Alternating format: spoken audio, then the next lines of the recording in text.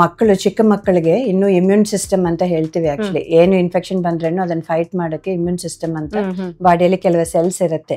ಅದೆಲ್ಲ immunity system ಅವ್ರಿಗೆ ಇನ್ನು ಮೆಚೂರ್ ಆಗಿರಲ್ಲ. ಅವ್ರು ಈಗ ಬೆಳೆದಿದ್ದಾರೆ, ಇನ್ಮೇಲೆ ಬೆಳಿಬೇಕು. ಸೊ ಅದೇ ತರ ಅವ್ರ ಇಮ್ಯೂನ್ ಸಿಸ್ಟಮ್ ಈಗ ಬೆಳೀತಾ ಇದೆ. ದೊಡ್ಡ ಮಕ್ಕಳಾದ್ರೆ ಇಲ್ಲ ದೊಡ್ಡವರಾದ್ರೆ ಊಟ ಮಾಡಕ್ ಮುಂಚೆ ಕೈ ತೊಳ್ಕೊಳ್ತಾರೆ, ಏನಾದ್ರೂ ಸ್ವಲ್ಪ ಡರ್ಟ್ ಇದ್ರೆ ಗಲೀಜಿದ್ರೆ ಅದನ್ನ ಕ್ಲೀನ್ ಮಾಡ್ಕೊಳ್ತಾರೆ. ಚಿಕ್ಕ ಮಕ್ಕಳು ಆತರ ಯೋಚನೆ ಮಾಡೋದಿಲ್ಲ. ಅದರಿಂದ ಎಲ್ಲ ಮುಟ್ತಾರೆ, ಮಣ್ಣು ಮುಟ್ತಾರೆ, ಆಡಿರ್ತಾರೆ, ಹಂಗೆ ಬರ್ತಾರೆ, ಹಂಗೆ ಬಾಯಲ್ಲಿ ಇಟ್ಟು ತಿಂತಾರೆ. ಸೊ ಅವಾಗ ಇನ್ಫೆಕ್ಷನ್ ಸ್ಪ್ರೆಡ್ ಅದು ಜಾಸ್ತಿ ಆಗುತ್ತೆ. ಈಗ ಅವ್ರಿಗೆ ಕಾನ್ಸ್ಟಿಪೇಷನ್ ಆಗುತ್ತೆ, ಡೈಲಿ ಮೋಷನ್ ಹೋಗೋ ಹ್ಯಾಬಿಟ್ ಅದು ಮಾಡಿರಲ್ಲ ಮನೆಯಲ್ಲಿ. ಈಗ ಅರ್ಜೆಂಟ್ ಆಗಿ ಸ್ಕೂಲ್ಗೆ ಹಂಗೆ ಕಲ್ಸ್ಬಿಡ್ತಾರೆ. ಆತರ ಇದ್ದಾಗ ಅವ್ರು ಮೋಷನ್ ಮಾಡಿಲ್ಲ ಅಂದ್ರೆ ಗ್ಯಾಸ್ ಒಳಗಡೆ ಸೇರ್ಕೊಳ್ಳುತ್ತೆ, ಆ ಕಾನ್ಸ್ಟಿಪೇಷನ್ ಇಂದ ಹೊಟ್ಟೆ ನೋವು ಬರುತ್ತೆ. ಪ್ಲಸ್ ಈಗ ಮಕ್ಕಳು ನೋಡಿದ್ರೆ ಸುಮಾರು ಜಂಕ್ ಫುಡ್ಸ್ ಜಾಸ್ತಿ ತಿಂತಾರೆ. ಈ ತರ ಸ್ವಲ್ಪ ಫಿಸಿ ಡ್ರಿಂಕ್ಸ್, ಈ ತರ ಕೋಕು ಫ್ಯಾಂಟಾ ಅಂತದ್ದು ಆ ಐಟಮ್ಸ್ ಅದು ಸ್ವಲ್ಪ ಜಾಸ್ತಿ ತಗೊಳ್ತಾರೆ. ಶುಗರಿ ಡ್ರಿಂಕ್ಸ್ ಅದನ್ನು ಒಳಗಡೆ ಹೋದ್ರೆ ಸೊ ಆಸಿಡಿಟಿ ಆಗತ್ತೆ. ಆಕ್ಚುಲಿ ಅವ್ರಿಗೆ ಆಸಿಡ್ ಜಾಸ್ತಿ ಆಗಿ ಹೊಟ್ಟೆಯಲ್ಲಿ, ಅದರಿಂದನೂ ಹೊಟ್ಟೆ ನೋವು ಬರುತ್ತೆ.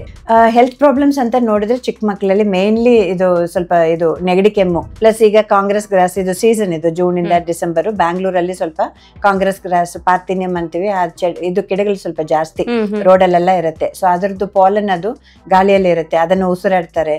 ಸೊ ಈ ತರ ಸೆನ್ಸಿಟಿವ್ ಇರೋ ಮಕ್ಕಳು ಮುಂಚೆ ಎಕ್ಸ್ಪೋಸೇ ಆಗ್ದಿರ ಫಸ್ಟ್ ಟೈಮ್ ಆಚೆ ಬಂದು ಎಲ್ಲದಕ್ಕೂ ಎಕ್ಸ್ಪೋಸ್ ಆದಾಗ ಸ್ವಲ್ಪ ಅಲರ್ಜೀಸ್ ಅದನ್ನು ಕಾಮನ್ ಆಗಿ ಬರ್ಬೋದು. ಆಕ್ಚುಲಿ ಈಗ ಮಕ್ಕಳಲ್ಲಿ ಹೊಟ್ಟೆಲಿ ಜಂತು ಹುಳಗಳೆಲ್ಲ ಆಗುತ್ತಲ್ಲ, ಸೊ ಇದಕ್ಕೆ ಕಾರಣ ಯಾವ ರೀತಿಯಾಗಿರುತ್ತೆ? ಪಿನ್ವಮ್ ಅಂತ ಹೇಳ್ತೀವಿ. ಅದು ಬರೀ ಹ್ಯೂಮನ್ ಬೀಯಿಂಗ್ಸ್ ಅಲ್ಲಿ ಮಾತ್ರ ಇರುತ್ತೆ, ಮನುಷ್ಯರಲ್ಲಿ ಮಾತ್ರ ಇರುತ್ತೆ. ಅದು ಬೇರೆ ಪ್ರಾಣಿಯಿಂದ ಇವ್ರಿಗೆ ಬರೋದು ಆತರ ಆಗಲ್ಲ.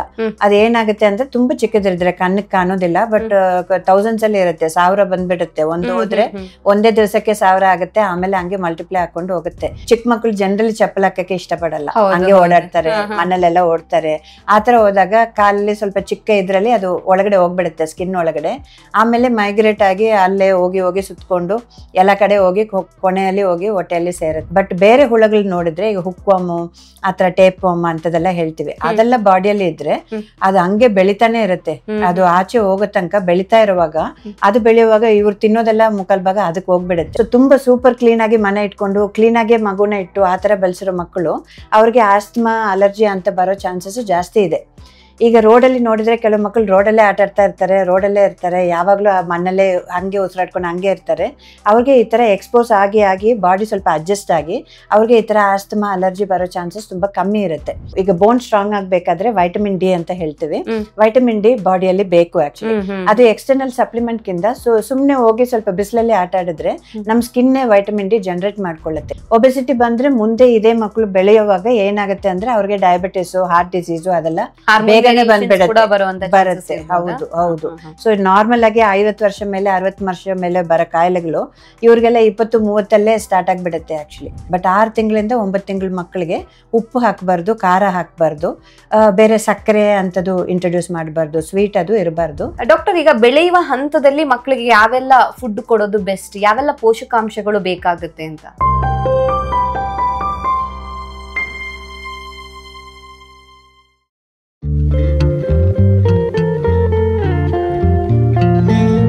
ನಮಸ್ತೆ, ನೀವು ನೋಡ್ತಾ ಇದ್ದೀರಾ ವಿಜಯ ಕರ್ನಾಟಕ.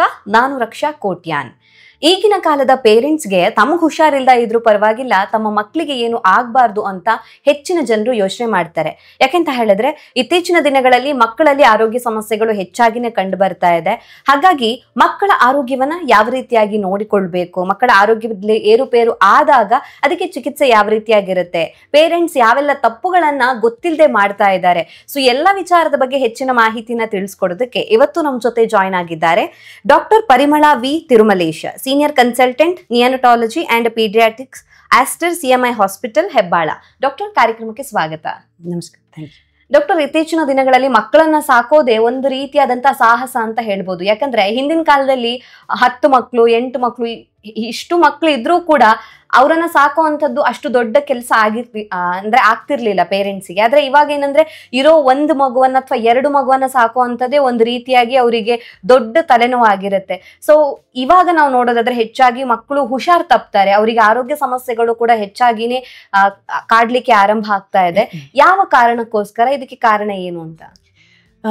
ಮೊದಲನೇದು ಮಕ್ಕಳು ಚಿಕ್ಕ ಮಕ್ಕಳಿಗೆ ಇನ್ನು ಇಮ್ಯೂನ್ ಸಿಸ್ಟಮ್ ಅಂತ ಹೇಳ್ತೀವಿ. ಆಕ್ಚುಲಿ ಏನು ಇನ್ಫೆಕ್ಷನ್ ಬಂದ್ರೇನು ಅದನ್ನ ಫೈಟ್ ಮಾಡೋಕೆ ಇಮ್ಯೂನ್ ಸಿಸ್ಟಮ್ ಅಂತ ಬಾಡಿಯಲ್ಲಿ ಕೆಲವು ಸೆಲ್ಸ್ ಇರುತ್ತೆ.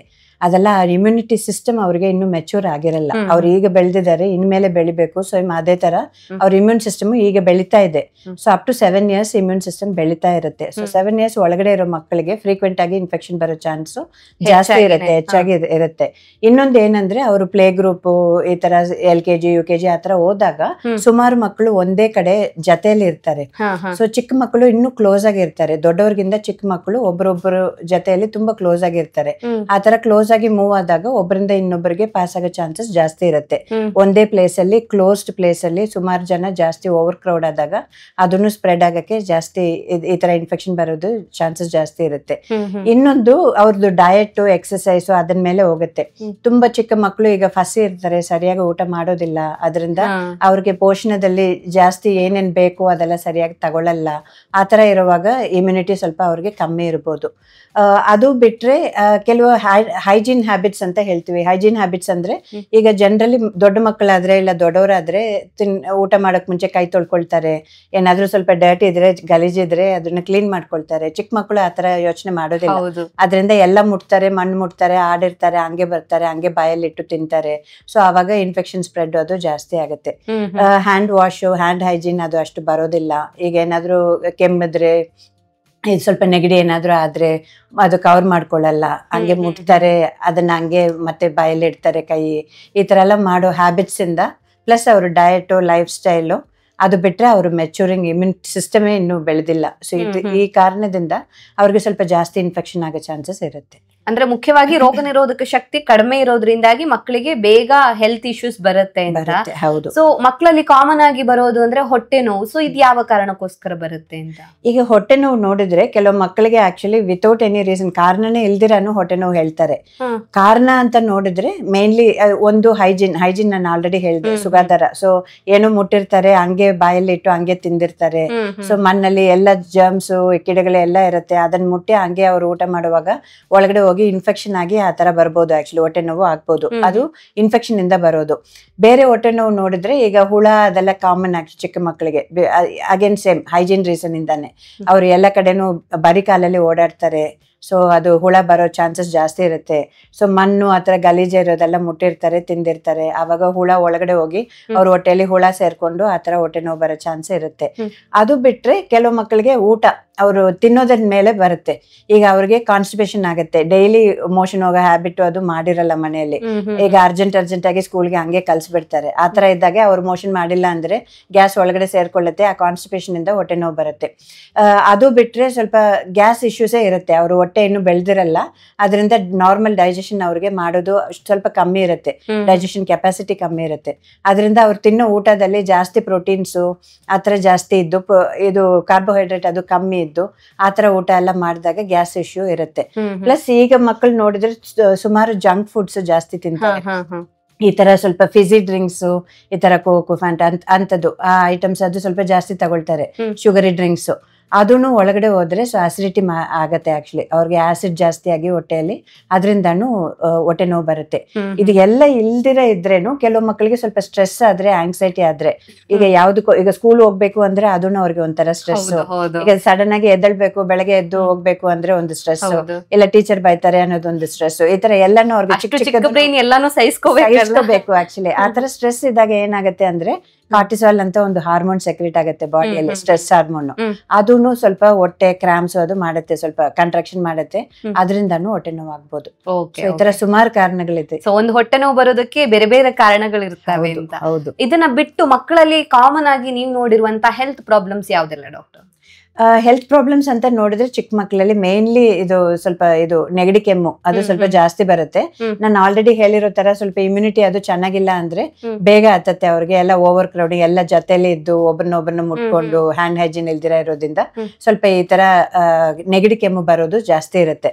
ಅದು ಬಿಟ್ರೆ ಅಲರ್ಜಿನೂ ಸ್ವಲ್ಪ ಜಾಸ್ತಿ ಇರುತ್ತೆ ಚಿಕ್ಕ ಮಕ್ಕಳಿಗೆ. ಸೊ ಫಸ್ಟ್ ಟೈಮ್ ಅವರು ಮನೆ ಒಳಗಡೆನೆ ಇದ್ದಿದ್ದಾರೆ 2 ವರ್ಷ, ಆಚೆನೆ ಹೋಗಿಲ್ಲ, ಸಡನ್ ಆಗಿ ಆಚೆ ಹೋಗ್ತಾರೆ, ಎಕ್ಸ್ಪೋಸ್ ಆಗಿಲ್ಲ.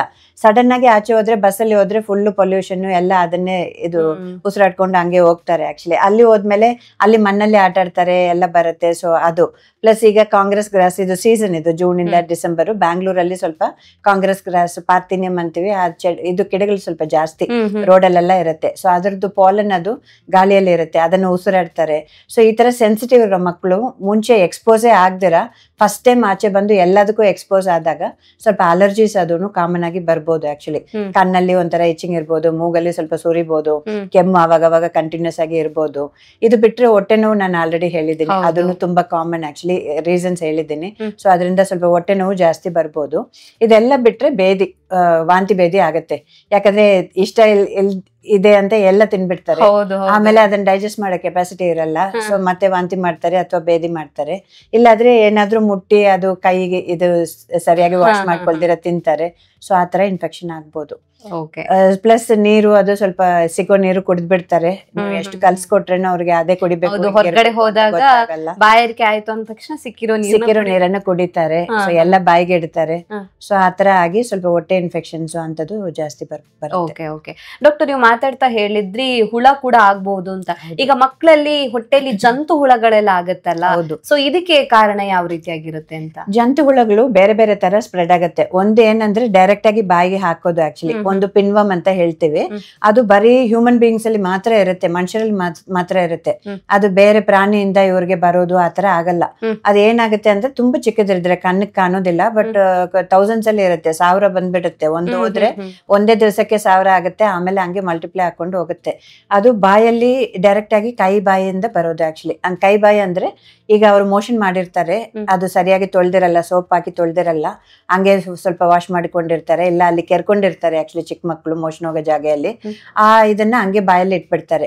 ನೈಲ್ಸ್ ಅದು ಕಟ್ ಮಾಡಿರಲ್ಲ, ಉಗುರುಗಳು ಕಟ್ ಮಾಡಿಲ್ಲ ಅಂದ್ರೆ ನೈಲ್ ಕೆಳಗಡೆ ಹುಳಗಳು ಸೇರ್ಕೊಳ್ಳುತ್ತೆ.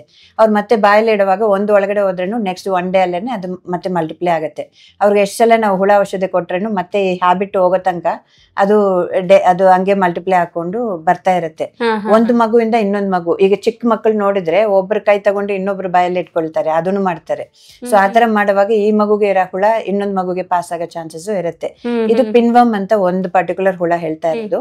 ಬೇರೆ ವರ್ಮ್ಸ್ ಇದೆ, ಹುಕ್ ವರ್ಮ್ ಆತರ ಎಲ್ಲ ಇದೆ. ಅಂತದ್ದು ನೋಡಿದ್ರೆ ಅದು ಮಣ್ಣಲ್ಲಿ ಬರೀ ಕಾಲಲ್ಲಿ ಓಡಾಡೋದಾಗ, ಈಗ ಚಿಕ್ಕ ಮಕ್ಕಳು ಜನರಲಿ ಚಪ್ಪಲ್ ಹಾಕಕ್ಕೆ ಇಷ್ಟಪಡಲ್ಲ, ಹಂಗೆ ಓಡಾಡ್ತಾರೆ, ಮಣ್ಣಲ್ಲೆಲ್ಲ ಓಡ್ತಾರೆ. ಆತರ ಹೋದಾಗ ಕಾಲಲ್ಲಿ ಸ್ವಲ್ಪ ಚಿಕ್ಕ ಇದ್ರಲ್ಲಿ ಅದು ಒಳಗಡೆ ಹೋಗ್ಬಿಡುತ್ತೆ, ಸ್ಕಿನ್ ಒಳಗಡೆ. ಆಮೇಲೆ ಮೈಗ್ರೇಟ್ ಆಗಿ ಅಲ್ಲೇ ಹೋಗಿ ಹೋಗಿ ಸುತ್ಕೊಂಡು ಎಲ್ಲ ಕಡೆ ಹೋಗಿ ಕೊನೆಯಲ್ಲಿ ಹೋಗಿ ಹೊಟ್ಟೆಯಲ್ಲಿ ಸೇರುತ್ತೆ. ಇನ್ನೊಂದು ವಾಟರ್ ಅಲ್ಲಿ ತಿನ್ನೋದಲ್ಲಿ ಹೋಗುತ್ತೆ. ಈಗ ವಾಶ್ ಮಾಡಿರಲ್ಲ, ಈಗ ನಾವಾದ್ರೆ ಕುಕ್ ಮಾಡಿರೋದ್ ಮಾತ್ರ ತಿಂತೀವಿ, ಬಯಸಿರೋದ್ ಮಾತ್ರ ತಿಂತೀವಿ. ಇಲ್ಲ ಏನಾದ್ರು ಒಂದು ಹಣ್ಣು ತಿನ್ಬೇಕಾದ್ರೆ ಅದನ್ನ ತೊಳ್ಕೊಳ್ತೀವಿ. ಚಿಕ್ಕ ಮಕ್ಳು ಆತರ ಅಲ್ಲ, ನೋಡಿದ ತಕ್ಷಣ ಹಂಗೆ ತಗೊಂಡ್ ತಿನ್ಬಿಡ್ತಾರೆ, ಹಂಗೆ ಬಾಯಿಗೆ ಹಾಕ್ಬಿಡ್ತಾರೆ. ಆತರ ಹಾಕಿದಾಗ ಅದು ಸ್ಕಿನ್ ಮೇಲೆ ಏನಾದ್ರು ಹುಳಗಳು ಅದು ಇರುತ್ತೆ, ಇಲ್ಲ ಹುಳಗಳದ್ದು ಗೂಡುಗಳಿರುತ್ತೆ, ಚಿಕ್ಕ ಎಗ್ಸ್ ಅದು ಇರುತ್ತೆ. ಅದನ್ನ ಅವ್ರು ಒಳಗಡೆ ತಗೊಂಡಾಗ ಅದು ಹೊಟ್ಟೆ ಒಳಗಡೆ ಹೋದ್ಮೇಲೆ ಹಂಗೆ ಅದು ಓಪನ್ ಆಗಿ ಮತ್ತೆ ಅದು ಹುಳ ಮೆಚೂರ್ ಆಗಿ ಹಂಗೇನೆ ಸೆಟಲ್ ಆಗ್ಬಿಡುತ್ತೆ. ಆಕ್ಚುಲಿ ಸೊ ಈ ತರ ಮಲ್ಟಿಪಲ್ ರೀಸನ್ಸ್, ಮಲ್ಟಿಪಲ್ ವೇಸ್ ಅಲ್ಲಿ ಅವ್ರಿಗೆ ಬರುತ್ತೆ ಆಕ್ಚುಲಿ ಹುಳ. ಸೊ ಜಂತು ಹುಳ ಬರೋದಕ್ಕೂ ಕೂಡ ಬೇರೆ ಬೇರೆ ಕಾರಣಗಳಿದೆ. ಇದು ಬಾಡಿ ಮೇಲೆ ಎಫೆಕ್ಟ್ ಮಾಡತ್ತಂದ್ರೆ ಸೀರಿಯಸ್ ಅಂತ ಕನ್ಸಿಡರ್ ಮಾಡ್ಬೇಕು, ಅಥವಾ ಮಾಮೂಲಿ ಮಕ್ಕಳಲ್ಲಿ ಎಲ್ಲಾ ಮಕ್ಕಳಲ್ಲೂ ಇರುತ್ತೆ ಅಂತನ? ಹೇಗೆ? ಎಲ್ಲ ಮಕ್ಕಳು ಅಂತ ಹೇಳಂಗಿಲ್ಲ. ಕೆಲವು ಮಕ್ಕಳು ಫಸ್ಟ್ ಇಂದಾನೆ ಒಂಥರ ಸುಗಾದಾರ ಅದೆಲ್ಲ ಕೆಲ್ಸಿರ್ತಾರೆ, ಸ್ವಲ್ಪ ಕ್ಲೀನ್ ಆಗಿ ಇರ್ತಾರೆ, ಅವ್ರಿಗೆ ಬರೋ ಚಾನ್ಸಸ್ ಸ್ವಲ್ಪ ಕಡಿಮೆ. ಬಟ್ ಜನರಲ್ ಆಗಿ ಮಿಕ್ಕಿದ ಮಕ್ಕಳಿಗೆ ಮುಕ್ಕಾಲ್ ಭಾಗ ಇರುತ್ತೆ. ಆಕ್ಚುಲಿ 60-70% ಮಕ್ಕಳಿಗೆ ಸ್ವಲ್ಪ ಹುಳಗಳೇ ಇರುತ್ತೆ. ಬಟ್ ಯಾವ ಹುಳ ಅನ್ನೋದ್ಮೇಲೆ ಸೀರಿಯಸ್ನೆಸ್ ಹೋಗುತ್ತೆ. ಆ ಪಿನ್ವಮ್ ಅಂತ ಹೇಳ್ದೆ ಅಲ್ಲ, ಚಿಕ್ಕ ಹುಳ ಆಕ್ಚುಲಿ ಅದು ಪಿನ್ ಸೈಜ್ ಅಲ್ಲಿ ಇರುತ್ತೆ. ಅದ್ರದ್ದು ಏನು ತೊಂದರೆ ಆಗಲ್ಲ, ಬರೀ ಆ ಇಚ್ಚಿಂಗ್ ಬಿಟ್ಟು ನಾವೇ ಆಗತ್ತೆ ಅವ್ರಿಗೆ. ರಾತ್ರಿ ನೈಟ್ ಅಲ್ಲಿ ಸಡನ್ ಆಗಿ ಎದ್ದು ಒಂಥರ ಕಿರ್ಚಾಡ್ತಾರೆ, ಕೆರ್ಕೊಳ್ತಾರೆ, ಆತರ ಮಾಡ್ತಾರೆ. ಅದು ಬಿಟ್ಟು ಬೇರೆ ಏನು ಪ್ರಾಬ್ಲಮ್ ಮಾಡಲ್ಲ, ಯಾಕಂದ್ರೆ ತುಂಬಾ ಚಿಕ್ಕದಿರೋದ್ರಿಂದ ಜಾಸ್ತಿ ಬಾಡಿಯಿಂದ ಏನಾದ್ರು ತೆಗಿಯೋದು, ನ್ಯೂಟ್ರಿಷನ್ ತೆಗಿಬಿಡೋದು ಆತರ ಮಾಡಕ್ಕೆ ಅದ್ ಕೈಯಲ್ಲಿ ಆಗಲ್ಲ. ಸೊ ಇದು ಒಂದು ಪ್ರಾಬ್ಲಮ್ ಬಿಟ್ಟು ಬೇರೆ ಇಲ್ಲ. ಬಟ್ ಬೇರೆ ಹುಳಗಳು ನೋಡಿದ್ರೆ ಈಗ ಹುಕ್ ವಾಮ್ ಆತರ ಟೇಪ್ ವಾಮ್ ಅಂತದೆಲ್ಲ ಹೇಳ್ತೀವಿ, ಅದೆಲ್ಲ ಬಾಡಿಯಲ್ಲಿ ಇದ್ರೆ ಅದು ಹಂಗೆ ಬೆಳಿತಾನೆ ಇರುತ್ತೆ. ಅದು ಆಚೆ ಹೋಗೋ ತನಕ ಬೆಳಿತಾ ಇರುವಾಗ, ಅದು ಬೆಳೆಯುವಾಗ ಇವ್ರು ತಿನ್ನೋದೆಲ್ಲ ಮುಖಲ್ ಭಾಗ ಅದಕ್ಕೆ ಹೋಗ್ಬಿಡುತ್ತೆ, ಇವ್ರದ್ದು ರಕ್ತ ಎಲ್ಲ ಅದು ಕುಡಿದ್ ಬಿಡುತ್ತೆ. ಸೊ ಅದರಿಂದ ಮಗು ಸ್ವಲ್ಪ ಒಂಥರ ಅನಿಮಿಕ್ ಆಗಿ ರಕ್ತ ಕಮ್ಮಿ ಆಗಿ ಆಗಿ ರಕ್ತಹೀನತೆ ಬರೋ- ರಕ್ತದಿಂದ ಆತರ ಆಗ್ಬಿಡ್ತಾರೆ. ಸೊ ಆವಾಗ ಇವ್ರಿಗೆ ಫಸ್ಟ್ ಅವ್ರು ತಿನ್ನೋದು ಕಷ್ಟ, ಅವ್ರಿಗೆ ಸಿಗೋ ನ್ಯೂಟ್ರಿಷನ್ ತುಂಬಾ ಕಮ್ಮಿ ಇರುತ್ತೆ. ಇದ್ರಲ್ಲಿ ಹುಳಗಳು ಬೇರೆ ಇದ್ರೆ ಅದನ್ನೆಲ್ಲ ಫುಲ್ ತೆಗೆದ್ಬಿಡತ್ತೆ. ಡಾಕ್ಟರ್, ಮಕ್ಕಳಿಗೆ ಫಿಸಿಕಲ್ ಆಕ್ಟಿವಿಟಿ ತುಂಬಾನೇ ಮುಖ್ಯ ಅಂತ ಹೇಳ್ತಾರೆ, ಯಾವ ಕಾರಣಕ್ಕೋಸ್ಕರ? ಈಗ ಈಗ ಇರೋ ಮಕ್ಕಳು ನೋಡಿದ್ರೆ ಆಲ್ಮೋಸ್ಟ್ 4 ಗೋಡೆ ಒಳಗಡೆನೆ ಫುಲ್ ಲೈಫ್ ಕಲಿತಾ ಇದ್ದಾರೆ ಆಕ್ಚುಲಿ. ಬಿಕಾಸ್ ಪೇರೆಂಟ್ಸ್ ಬಿಸಿ ಇದ್ದಾರೆ, ಅವ್ರಿಗೆ ಟೈಮ್ ಇಲ್ಲ ಮಗುನ ಆಚೆ ಕರ್ಕೊಂಡು ಹೋಗಕ್ಕೆ. ಇವ್ರು ಹೋಗ್ಬೇಕು ಅಂದ್ರೆ ಒಬ್ಬರನ್ನೇ ಬಿಡಕ್ ಆಗಲ್ಲ, ಚಿಕ್ಕ ಮಗು ಯಾರಾದ್ರೂ ಸೂಪರ್ವಿಷನ್ಗೆ ಇರ್ಲೇಬೇಕು. ಸೊ ಅದರಿಂದ ಈಗ ಮೊಬೈಲ್ ಬೇರೆ ಬಂತು, ಸೊ ಆತರ ಎಲ್ಲ ಇಟ್ಕೊಂಡು 4 ಒಳಗಡೆನೆ ಇದ್ದಾರೆ. ಬಟ್ ನಾರ್ಮಲ್ ಆಗಿ ಯಾವ ಮನುಷ್ಯರಾದ್ರೇನು ನಮ್ಗೆ ಕೆಲವು ಇದು ಬೇಸಿಕ್ ಇದು ನಮ್ ಸುತ್ತು ಎನ್ವೈರನ್ಮೆಂಟ್ ಜೊತೆ ಸ್ವಲ್ಪ ಕನೆಕ್ಷನ್ ಇರ್ಲೇಬೇಕು. ಸೊ ಆಚೆ ಹೋದ್ರೆ ಈಗ ಏನಾಗತ್ತೆ ಅಂದ್ರೆ, ಈಗ ಮಣ್ಣು ಅದು ಅಲ್ಲೆಲ್ಲ ಆಡಿದ್ರೆ ಅವ್ರಿಗೆ ಸ್ವಲ್ಪ ಇಮ್ಯುನಿಟಿ ಬರುತ್ತೆ. ಈಗ ಯಾವಾಗ್ಲೂ ನಾನು ಹೇಳ್ದೆ, ಮಗು ಒಳಗಡೆನೆ ಇರುತ್ತೆ, ಸಡನ್ ಆಗಿ ಸ್ಕೂಲ್ಗೆ ಹೋದಾಗ ಆಚೆ ಹೋಗುತ್ತೆ. ಆತರ ಆಚೆ ಹೋದಾಗ ಸಡನ್ ಆಗಿ ಡಸ್ಟ್ ಇದು ಎಲ್ಲ ಎಕ್ಸ್ಪೋಸ್ ಆದ್ರೆ ರಿಯಾಕ್ಷನ್ ಅದು ತುಂಬಾ ಜಾಸ್ತಿ ಇರುತ್ತೆ. ಅದೇ ಡೈಲಿ ಸ್ವಲ್ಪ ಹೋಗಿ ಆಚೆ ಆಟ ಆಡಿ ಎಲ್ಲ ಮಾಡಿದ್ರೆ ಅವ್ರಿಗೆ ಸ್ವಲ್ಪ ಎಕ್ಸ್ಪೋಷರ್ ಆಲ್ರೆಡಿ ಆಗಿರುತ್ತೆ. ಸೊ ಸಡನ್ ಆಗಿ ರಿಯಾಕ್ಟ್ ಮಾಡೋದು, ಓವರ್ ಆಗಿ ರಿಯಾಕ್ಟ್ ಮಾಡೋದು, ಆತರ ಹೈಪರ್ ರಿಯಾಕ್ಷನ್ ಅದು ಕಮ್ಮಿ ಇರುತ್ತೆ. ಈ ತರ ಈಗ ರೀಸೆಂಟ್ ಆಗಿ ಇಮ್ಯುನಾಲಜಿ ಥಿಯರಿ ಅಂತ ಹೇಳ್ತಾರೆ, ಅದ್ರಲ್ಲಿ ಸೂಪರ್ ಕ್ಲೀನ್ ಥಿಯರಿ ಅಂತ. ಸೊ ತುಂಬಾ ಸೂಪರ್ ಕ್ಲೀನ್ ಆಗಿ ಮನೆ ಇಟ್ಕೊಂಡು ಕ್ಲೀನ್ ಆಗಿ ಮಗುನ ಇಟ್ಟು ಆತರ ಬೆಳೆಸಿರೋ ಮಕ್ಕಳು ಅವ್ರಿಗೆ ಆಸ್ತಮಾ ಅಲರ್ಜಿ ಅಂತ ಬರೋ ಚಾನ್ಸಸ್ ಜಾಸ್ತಿ ಇದೆ. ಈಗ ರೋಡಲ್ಲಿ ನೋಡಿದ್ರೆ ಕೆಲವು ಮಕ್ಕಳು ರೋಡಲ್ಲೇ ಆಟ ಆಡ್ತಾ ಇರ್ತಾರೆ, ರೋಡಲ್ಲೇ ಇರ್ತಾರೆ, ಯಾವಾಗ್ಲೂ ಆ ಮಣ್ಣಲ್ಲೇ ಹಂಗೆ ಉಸಿರಾಡ್ಕೊಂಡು ಹಂಗೆ ಇರ್ತಾರೆ. ಅವ್ರಿಗೆ ಈ ತರ ಎಕ್ಸ್ಪೋಸ್ ಆಗಿ ಬಾಡಿ ಸ್ವಲ್ಪ ಅಡ್ಜಸ್ಟ್ ಆಗಿ ಅವ್ರಿಗೆ ಈ ತರ ಆಸ್ತಮಾ ಅಲರ್ಜಿ ಬರೋ ಚಾನ್ಸಸ್ ತುಂಬಾ ಕಮ್ಮಿ ಇರುತ್ತೆ. ಅದರಿಂದ ಈ ತರ ಎಕ್ಸ್ಪೋಷರ್ ತುಂಬಾ ಇಂಪಾರ್ಟೆಂಟ್. ಎರಡನೇದು ನೋಡಿದ್ರೆ, ಈಗ ನಾವು ಅಡಲ್ಟ್ ಆದ್ರೇನು ಏನ್ ಮಾಡ್ತೀವಿ, ದೊಡ್ಡವರಾದ್ರೇನು ಈಗ ನಾವು ಫಿಟ್ ಆಗಿರ್ಬೇಕು ಅನ್ಕೊಂಡ್ರೆ ಜಿಮ್ಗೆ ಹೋಗ್ತೀವಿ, ಈಗ ಸ್ವಲ್ಪ ಏನೋ ಎಕ್ಸರ್ಸೈಸ್ ಮಾಡಕ್ ನೋಡ್ತೀವಿ, ಮಾಡೇ ಮಾಡ್ತೀವಿ. ಯಾಕಂದ್ರೆ ನಮ್ ಹಾರ್ಟ್ ಚೆನ್ನಾಗಿರ್ಬೇಕು, ಮಸಲ್ಸ್ ಬೆಳಿಬೇಕು, ಆತರ ಅನ್ಕೊಂಡು ಮಾಡ್ತೀವಿ. ನಾವು ಕಾನ್ಶಿಯಸ್ ಆಗಿ ಮಾಡ್ತಾ ಇದ್ವಿ. ಬಟ್ ಚಿಕ್ಕ ಮಕ್ಕಳಿಗೆ ನೋಡಿದ್ರೆ ಅವ್ರು ಬೆಳೆಯೋ ಸ್ಟೇಜ್ ಅಲ್ಲಿ ಇದಾರೆ, ಎಲ್ಲ ಇನ್ಮೇಲೆ ಬೆಳಿಬೇಕು. ಸೊ ಅವ್ರ ಹಾರ್ಟ್ ಸ್ಟ್ರಾಂಗ್ ಆಗಿರ್ಬೇಕು. ಹಂಗಾದ್ರೆ ಡೈಲಿ ಆಕ್ಟಿವಿಟಿ ಬೇಕೇ ಬೇಕು. ಹಾರ್ಟ್ಗೆ ಆಕ್ಟಿವಿಟಿದೇ ಕೊಡ್ದಿರ ಸುಮ್ನೆ ಕೂತಿದ್ರೆ ಸಡನ್ ಆಗಿ ಅವರು ಒಂದು ಸ್ಟೆಪ್ ಹತ್ಬೇಕಾದ್ರೆ ಅವ್ರಿಗೆ ಉಸಿರಾಡಕ್ ಆಗಲ್ಲ. ಆಕ್ಚುಲಿ ಆತರ ಆಗ್ಬಿಡುತ್ತೆ, ವೀಕ್ ಆಗತ್ತೆ ಹಾರ್ಟ್. ಅದರಿಂದ ಅದನ್ನ ಸ್ಟ್ರಾಂಗ್ ಮಾಡಕ್ಕೆ ಎಕ್ಸರ್ಸೈಸ್ ಬೇಕು. ಇನ್ನೊಂದು ನೋಡಿದ್ರೆ ಲಂಗ್ ಕೆಪಾಸಿಟಿ. ಈಗ ನಾವು ಸ್ವಲ್ಪ ಡೈಲಿ ಓಡಾಡೋ ಮಕ್ಕಳು ನೋಡಿದ್ರೆ ಅವ್ರು ಒಂದಷ್ಟು ಎಕ್ಸರ್ಸೈಸ್ ನ ಆರಾಮಾಗಿ ಮಾಡ್ತಾರೆ. ಅದೇ ಸ್ವಲ್ಪ ನಡೆದೂನು ಅಭ್ಯಾಸ ಇಲ್ಲ, ಹಂಗೆ ಬರೀ ಕಾರಲ್ಲಿ ಹೋಗೋದು ಇಳಿಯೋದು ಬರೋದು ಅಂತ ಅಷ್ಟು ಮಾತ್ರ ಮಾಡೋ ಮಕ್ಕಳಿಗೆ ಸಡನ್ ಆಗಿ ಇಲ್ಲಿ ಗ್ರೌಂಡ್ ಅಲ್ಲಿ ಹೋಗಿ ಒಂದು ರೌಂಡ್ ಓಡಿ ಅಂದ್ರೆ ಅದು ಅವ್ರ ಲಂಗ್ ಕೆಪಾಸಿಟಿನೇ ಅಷ್ಟೇ ಇದೆ, ಯಾಕಂದ್ರೆ ಬೆಳ್ದಿಲ್ಲ. ಅದೇ ಫಿಸಿಕಲ್ ಆಕ್ಟಿವಿಟಿ ಇದ್ರೆ, ಎಕ್ಸರ್ಸೈಸ್ ಮಾಡಿದ್ರೆ ಲಂಗ್ ಕೆಪಾಸಿಟಿ ಅದು ಚೆನ್ನಾಗಿರುತ್ತೆ. ಸೊ ಪ್ಲಸ್ ಅವ್ರ ಬೋನ್ ಸ್ಟ್ರಾಂಗ್ ಆಗ್ಬೇಕು. ಈಗ ಬೋನ್ ಸ್ಟ್ರಾಂಗ್ ಆಗ್ಬೇಕಾದ್ರೆ ವೈಟಮಿನ್ ಡಿ ಅಂತ ಹೇಳ್ತೀವಿ. ವೈಟಮಿನ್ ಡಿ ಬಾಡಿಯಲ್ಲಿ ಬೇಕು ಆಕ್ಚುಲಿ. ಅದು ಎಕ್ಸ್ಟರ್ನಲ್ ಸಪ್ಲಿಮೆಂಟ್ ಕಿಂದ. ಸೊ ಸುಮ್ನೆ ಹೋಗಿ ಸ್ವಲ್ಪ ಬಿಸಿಲಲ್ಲಿ ಆಟ ಆಡಿದ್ರೆ ನಮ್ ಸ್ಕಿನ್ ವೈಟಮಿನ್ ಡಿ ಜನರೇಟ್ ಮಾಡ್ಕೊಳ್ಳುತ್ತೆ. ಸೊ ಅವ್ರು ಬಿಸಿಲಿಗೆ ಹೋಗಿಲ್ಲ ಅಂದ್ರೆ ಸ್ಕಿನ್ ಗೆ ಆ ಚಾನ್ಸೇ ಇಲ್ಲ ವೈಟಮಿನ್ ಡಿ ಇದು ಮಾಡಕ್ಕೆ. ಸೊ ವೈಟಮಿನ್ ಡಿ ಇಲ್ಲ ಅಂದ್ರೆ ಬೋನ್ಸ್ ಎಲ್ಲ ವೀಕ್ ಇರುತ್ತೆ ಆಕ್ಚುಲಿ. ಸೊ ಅವ್ರಿಗೆ ಮತ್ತೆ ಇಮ್ಯುನಿಟಿನೂ ವೀಕ್ ಇರುತ್ತೆ, ಫೈಟಿಂಗ್ ಪವರು ಕಮ್ಮಿ ಇರುತ್ತೆ. ವೈಟಮಿನ್ ಡಿ ಇಂದ ಫೈಟಿಂಗ್ ಪವರು ಸ್ವಲ್ಪ ಜಾಸ್ತಿ ಆಗುತ್ತೆ. ಸೊ ಇವ್ರು ಆಚೆ ಹೋಗಿ ಸ್ವಲ್ಪ ಬಿಸಿಲಲ್ಲಿ ಆತರ ಎಕ್ಸ್ಪೋಸ್ ಆದ್ರೆ ಬಾಡಿ ವೈಟಮಿನ್ ಡಿ ಪ್ರೊಡ್ಯೂಸ್ ಮಾಡುತ್ತೆ. ಸೊ ಇದೆಲ್ಲ ಅವ್ರಿಗೆ ಇಮ್ಯುನಿಟಿ ಬೆಟರ್ ಆಗುತ್ತೆ, ಬೋನ್ ಸ್ಟ್ರಾಂಗ್ ಆಗುತ್ತೆ. ಆಲ್ರೆಡಿ ನಾನು ಹೇಳಿದ ತರ ಹಾರ್ಟ್ ಲಂಗ್ಸ್ ಎಲ್ಲ ಸ್ಟ್ರಾಂಗ್ ಆಗುತ್ತೆ, ಮಸಲು ಬಿಲ್ಡಪ್ ಆಗುತ್ತೆ. ಈಗ ಬರೀ ಕೂತ್ಕೊಂಡು ಬರೀ ಊಟ, ಈಗ ದೊಡ್ಡೋರ್ಗೆ ಅಂತ ಅಲ್ಲ, ಚಿಕ್ಕ ಮಕ್ಕಳಿಗೂ ಬರೀ ಊಟ ಮಾತ್ರ ಮಾಡ್ಕೊಂಡು ಏನೋ ಆಕ್ಟಿವಿಟಿ ಇಲ್ದಿರ ಇದ್ರೆ ಒಬಿಸ್ ಆಗ್ತಾರೆ, ಓವರ್ ವೇಟ್ ಆಗ್ತಾರೆ. ಇವಾಗಂತೂ ಆ ಪ್ರಾಬ್ಲಮ್ ಹೆಚ್ಚಾಗ್ತಾ ಇದೆ. ಅಂದ್ರೆ ಅವರ ವಯಸ್ಸಿಗಿಂತ ಹೆಚ್ಚಾಗಿ ಅವರು ತೂಕ ಇರ್ತಾರೆ, ನೋಡೋದಕ್ಕೆ ಮುದ್ದಾಗಿ ಗುಂಡ್ಗುಂಡಾಗಿರ್ತಾರೆ. ಆದ್ರೆ ನಿಜವಾಗಿಯೂ ಆ ವಯಸ್ಸಿಗೆ ತಕ್ಕನಷ್ಟು ಅವ್ರದ್ದು ಬಾಡಿ ವೇಟ್ ಇರೋದಿಲ್ಲ, ಅದಕ್ಕಿಂತ ಜಾಸ್ತಿ ಇರ್ತಾರೆ. ಹೇಳ್ತಾರೆ ಕೆಲವರು ಪೇರೆಂಟ್ಸ್ ಹೇಳ್ತಾರೆ, ನಮ್ಮ ಮಗು ಜಾಸ್ತಿನೇ ದಪ್ಪ ಆಗ್ಬಿಟ್ಟಿದೆ ಅಂತ. ಸೊ ಅದು ಒಂದು ರೀತಿ ಹೆಲ್ತ್ ಪ್ರಾಬ್ಲಮ್ ಅಲ್ವಾ? ಒಬೆಸಿಟಿ ದೊಡ್ಡ ಪ್ರಾಬ್ಲಮ್ ಆಗ್ತಾ ಇದೆ ಈಗ. ಮುಂಚೆ ಅಂಡರ್ ನ್ಯೂಟ್ರಿಷನ್ ಇತ್ತು. ಫಿಸಿಕಲ್ ಆಕ್ಟಿವಿಟಿ ಕಡಿಮೆ ಆಗೋದಕ್ಕೆ ಆ ರೀತಿ ಆಗ್ತಾ ಇದೆ. ಫಿಸಿಕಲ್ ಆಕ್ಟಿವಿಟಿ ಕಮ್ಮಿ ಆದ್ರೆ ಒಬೆಸಿಟಿನೂ ಬರುತ್ತೆ. ಆಕ್ಚುಲಿ ಒಬೆಸಿಟಿ ಬಂದ್ರೆ ಮುಂದೆ ಇದೇ ಮಕ್ಕಳು ಬೆಳೆಯುವಾಗ ಏನಾಗುತ್ತೆ ಅಂದ್ರೆ ಅವ್ರಿಗೆ ಡಯಾಬಿಟಿಸ್, ಹಾರ್ಟ್ ಡಿಸೀಸ್ ಅದೆಲ್ಲ ಬೇಗನೆ ಬರುತ್ತೆ. ಹೌದು. ಸೊ ನಾರ್ಮಲ್ ಆಗಿ 50 ವರ್ಷ ಮೇಲೆ 60 ವರ್ಷ ಮೇಲೆ ಬರೋ ಕಾಯಿಲೆಗಳು ಇವ್ರಿಗೆಲ್ಲ 20-30 ಸ್ಟಾರ್ಟ್ ಆಗ್ಬಿಡುತ್ತೆ ಆಕ್ಚುಲಿ. ಅದರಿಂದ ಫಸ್ಟ್ ಇಂದಾನೇ ನಾವು ಅವ್ರಿಗೆ ಸ್ವಲ್ಪ ಈ ಫಿಸಿಕಲ್ ಆಕ್ಟಿವಿಟಿ ಎಕ್ಸರ್ಸೈಸ್ ಮೇಲೆ ಅವ್ರಿಗೆ ಇದು ಕೊಟ್ರೆ. ಇದೆಲ್ಲ ಬಿಟ್ಟು ಇನ್ನೊಂದು ನೋಡಿದ್ರೆ ನೀವು ಈಗ ಟೀಮ್ ಅಂತ ಹೇಳ್ತೀವಿ. ಈಗ ಆಚೆ ಹೋದ್ರೆ ನಾವು ಒಂದು ಟೀಮ್ ಆಗಿ ಕೆಲಸ ಮಾಡ್ಬೇಕು. ಆಕ್ಚುಲಿ ಒಬ್ಬರೇ ಎಲ್ಲಾನು ಮಾಡೋದು, ಕೆಲವು ಜಾಬ್ಸ್ ಬಿಟ್ಟು ಮುಕ್ಕಾಲ್ ಭಾಗ ಯಾರ ಹತ್ರ ಆದ್ರೂ ಇಂಟ್ರಾಕ್ಟ್ ಮಾಡ್ಲೇಬೇಕು, ಜೊತೆಯಲ್ಲಿ ಇರ್ಬೇಕು. ಅಂತದ್ದು ನೋಡಿದ್ರೆ ಈಗ ಅವರು ಆಚೆ ಹೋಗಿ ಆಟ ಆಡಿ ಬೇರೆ ಮಕ್ಕಳ ಜೊತೆ ಸೇರಿ ಸೊ ಅವ್ರ ಜೊತೆ ಅಡ್ಜಸ್ಟ್ ಆಗೋದು ಇದು. So if you say emotional ಡೆವಲಪ್ಮೆಂಟ್ಗೂ ಹೆಲ್ಪ್ ಆಗುತ್ತೆ. ಈಗ ಸ್ವಲ್ಪ ಸ್ಟ್ರೆಸ್ ಆಂಗ್ಸೈಟಿ ಕಮ್ಮಿ ಆಗುತ್ತೆ. ಅವ್ರು ಏನೋ ಸ್ಟ್ರೆಸ್ ಅಲ್ಲಿ ಇರ್ತಾರೆ, ಆಚೆ ಹೋಗ್ತಾರೆ, ಸ್ವಲ್ಪ ಆಟ ಆಡ್ತಾರೆ, ನಗ್ತಾರೆ, ಸ್ವಲ್ಪ ಆಕ್ಟಿವ್ ಆಗಿರ್ತಾರೆ, ಮತ್ತೆ ಆಚೆ ಮನೆಗೆ ಬಂದಾಗ they are more happier actually. So physical ಇದು ಬಿಟ್ಟು ಈ ತರ ಎಮೋಷನಲ್ ಇದಕ್ಕೂ ಹೆಲ್ಪ್ ಆಗುತ್ತೆ. So exercise has almost it's a must. ಈಗ ಅಮೆರಿಕನ್ ಅಕಾಡೆಮಿ ಆಫ್ ಪಿಡಿಯಾಟ್ರಿಕ್ಸ್ ಅಂತ ಇದೆ, ಅದಕ್ಕೆ ಡೆಫಿನೆಟ್ ಆಗಿ ಪ್ರಿಸ್ಕ್ರಿಪ್ಷನ್ ತರ ಕೊಟ್ಟಿದ್ದಾರೆ. ಎಲ್ಲ ಮಕ್ಕಳು 30 to 60 minutes ಡೈಲಿ ಆಚೆ ಹೋಗ್ಲೇಬೇಕು, ಫಿಸಿಕಲ್ ಆಕ್ಟಿವಿಟಿ ಇರ್ಲೇಬೇಕು ಅಂತ. ಫಿಸಿಕಲ್ ಆಕ್ಟಿವಿಟಿ ಅಂದ್ರೆ ನಾವು ಬರೀ ರೂಮ್ ಒಳಗಡೆ ಡ್ಯಾನ್ಸ್ ಆಡೋದು, ಕರಾತೆ ಮಾಡೋದು ಅಂತದಲ್ಲ. ದೇ ಥಿಂಕ್ 2-3 ಕ್ಲಾಸ್ ಹಾಕ್ಬಿಟ್ರೆ ಆಕ್ಟಿವಿಟಿ ಆಯ್ತು ಅಂತ, ಆ ಥರ ಅಲ್ಲ. They have to go out, ಪಾರ್ಕಿಗೆ ಹೋಗೋದು, ಬೇರೆ ಮಕ್ಕಳ ಜೊತೆ ಆಟ ಆಡೋದು, ಸುಮ್ಮನೆ ಸ್ಟ್ರೀಟಲ್ಲಿ ಹೋಗಿ ಸ್ವಲ್ಪ ಆಟ ಆಡೋದು, ಏನಾದರೂ ಮಾಡಲಿ ಫಿಸಿಕಲ್ ಆಕ್ಟಿವಿಟಿ 60 minutes ಎಲ್ಲ ಮಕ್ಕಳಿಗೆ ಇರಲೇಬೇಕು. ಹೌದು, ಅಂದ್ರೆ ಹೊರಗಡೆ ಹೋಗ್ಬೇಕು, ಫಿಸಿಕಲ್ ಆಕ್ಟಿವಿಟಿ ಆಗ್ಬೇಕು. ಯಾಕಂದ್ರೆ ಹಿಂದಿನ ಕಾಲದಲ್ಲಿ ನೋಡೋದಾದ್ರೆ ಮಕ್ಕಳು ಹೊರಗಡೆನೆ ಇರ್ತಾ ಇದ್ರು, ಅವ್ರನ್ನ ಒಳಗಡೆ ಕೂರ್ಸೋದು ಒಂದು ದೊಡ್ಡ ಸಾಹಸ ಅಂತ, ಕಷ್ಟ ಅಂತ ಆಗ್ತಾ ಇತ್ತು. ಬಟ್ ಇವಾಗ ಹಾಗಲ್ಲ. ಇವಾಗ ಒಂದು ಮೊಬೈಲ್ ಫೋನ್ ಕೊಟ್ಬಿಟ್ರೆ ಅಥವಾ ಗೇಮಿಂಗ್ ಆಪ್ ಏನಾದ್ರು ಹಾಕೊಟ್ಬಿಟ್ರೆ ಹೊರಗಡೆನೆ ಹೋಗಲ್ಲ ಮಕ್ಕಳು ಅಂತ. ಇನ್ನು ವಿಶೇಷವಾಗಿ ಹೇಳ್ಬೇಕು ಅಂತ ಹೇಳಿದ್ರೆ, ಈಗ ಹಳ್ಳಿಯಲ್ಲಿರುವಂತ ಮಕ್ಕಳು ಇವಾಗ್ಲೂ ಕೂಡ ಕೆಲವು ಕಡೆ ಆಕ್ಟಿವ್ ಆಗಿರ್ತಾರೆ, ಆದ್ರೆ ಸಿಟಿಲಿರೋ ಮಕ್ಕಳಿಗೆ ಆ ಎಕ್ಸ್ಪೋಜರ್ ಇರೋದಿಲ್ಲ, ಮನೆ ಒಳಗಡೆನೆ ಇರ್ತಾರೆ. ಹಳ್ಳಿ ಹೋದ್ರೆ ಸಾಕು, ಈಗ ಸಿಟಿಲಿರೋ ಮಕ್ಕಳು ಹಳ್ಳಿಗೆ ಹೋದ್ರೆ ಸಾಕು ಫುಲ್ ಖುಷಿ ಆಗ್ಬಿಡ್ತಾರೆ, ಅವ್ರಿಗೆ ಬೇಕಾದ ಕಡೆ ಓಡಾಡಬಹುದು ಅಂತ. ಯಾಕಂದ್ರೆ ಹೇಳಿದ್ರೆ ಅಲ್ಲಿ ಬೆವರು ಬರುತ್ತೆ, ಓಡಾಡಬಹುದು, ಫಿಸಿಕಲ್ ಆಕ್ಟಿವಿಟಿ ಇರುತ್ತೆ. ಸೊ ಇದು ನಿಜವಾಗಿಯೂ ಕೂಡ ಒಂದ್ ರೀತಿ ಹೆಲ್ತ್ಗೆ ಬೆನಿಫಿಟ್ ಅಂತ ಹೇಳ್ಬಹುದು. ಡೆಫಿನೆಟ್ಲಿ ನಾವು ಇನ್ಫ್ಯಾಕ್ಟ್ ಈಗ ಸಿಟೀಸ್ ಅಲ್ಲಿ ನೋಡಿದ್ರೆ ಎಲ್ಲ ಬಾಕ್ಸ್ ತರ ಆಗ್ಬಿಟ್ಟಿದೆ, ಮ್ಯಾಚ್ ಬಾಕ್ಸ್ ತರ. ಸೊ ಎಲ್ಲರೂ ಬರೀ ಅಪಾರ್ಟ್ಮೆಂಟ್ ಒಳಗಡೆನೆ ಸ್ವಲ್ಪ ಕಾರಿಡೋರ್ ಅಷ್ಟು ಬಿಟ್ರೆ ಅವ್ರಿಗೆ ಆಚೆ ಓಡಾಡಕ್ಕೆ ಜಾಗನೂ ಇಲ್ಲ. ಸೊ ಅದರಿಂದ ಅದಕ್ಕೆ government at least every few streets ಅಲ್ಲಿ ಸ್ವಲ್ಪ ಪಾರ್ಕ್, ಓಪನ್ ಪಾರ್ಕ್ ಆದ್ರೂ ಮಾಡಿದ್ದಾರೆ. ಸೊ ಅದನ್ನಾದ್ರೂ ಯೂಸ್ ಮಾಡಬೇಕು. ಇಲ್ಲಾದ್ರೆ ಅಲ್ಲೇ ಒಳಗಡೆ ಅಪಾರ್ಟ್ಮೆಂಟ್ ಫೆಸಿಲಿಟಿ ಇದ್ರೆ ಅಲ್ಲಿ, ಇಲ್ಲ ಸುತ್ತು ಕಾಂಪೌಂಡ್ ಒಳಗಡೆ ಆದ್ರೂ ಸ್ವಲ್ಪ ಆಚೆ ಹೋಗಿ, ಆ ಪ್ಲೇಸೇ ಇಲ್ಲ ಸಿಟೀಸ್ ಅಲ್ಲಿ. ಅಲ್ಲಿ ಹೋದ್ರೆ ಫ್ರೀ, ಆಕ್ಚುಲಿ ಸುಮ್ನೆ ಫ್ರೀ ಆಗಿ ಬಿಟ್ರೆ ಅವ್ರು ಎಲ್ಲ ಕಡೆನೂ ಓಡಾಡ್ಕೊಂಡು ಫುಲ್ ಆಕ್ಟಿವಿಟಿ ಮಾಡ್ಕೊಂಡು ಎಕ್ಸರ್ಸೈಸ್ ಮಾಡ್ಕೊಂಡು ಮನೆಗ್ ಬರ್ತಾರೆ. ಸೊ ಆತರ ಇದು ಸಿಟೀಸ್ ಅಲ್ಲಿ ಸ್ವಲ್ಪ ಕಮ್ಮಿನೇ. ಬಟ್ ನಮ್ ಕಾನ್ಶಿಯಸ್ ಆಗಿ ಅವ್ರನ್ನ ಕರ್ಕೊಂಡು ಹೋಗೋದು ಪಾರ್ಕ್ಗೆ, ಒಂದು ಹಾಫ್ ಅನ್ ಅವರ್ ಸ್ವಲ್ಪ ಆಟ ಆಡ್ಸೋದು, ಅದು ಮಾಡ್ಲೇಬೇಕು ಪೇರೆಂಟ್ಸ್.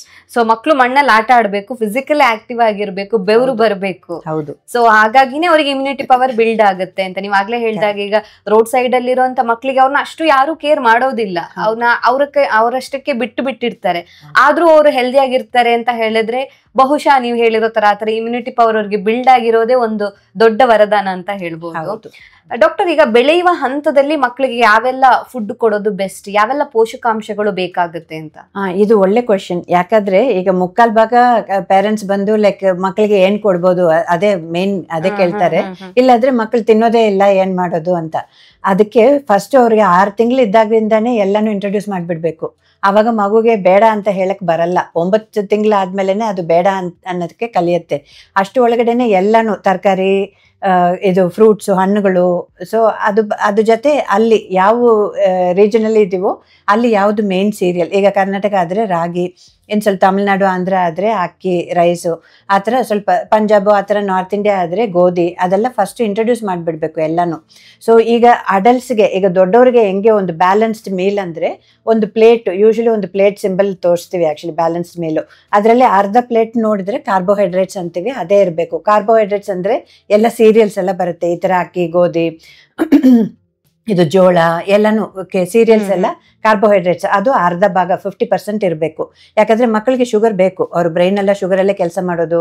ಅವ್ರಿಗೆ ಇಮಿಡಿಯೇಟ್ ಎನರ್ಜಿ ಬೇಕಾದ್ರೆ ಶುಗರ್ ಬೇಕೇ ಬೇಕು. ಆಕ್ಚುಲಿ ಶುಗರೇ ಇಲ್ಲ, ಒಳ್ಳೆ ಶುಗರ್ ಬೇಕು ಅಷ್ಟೇ.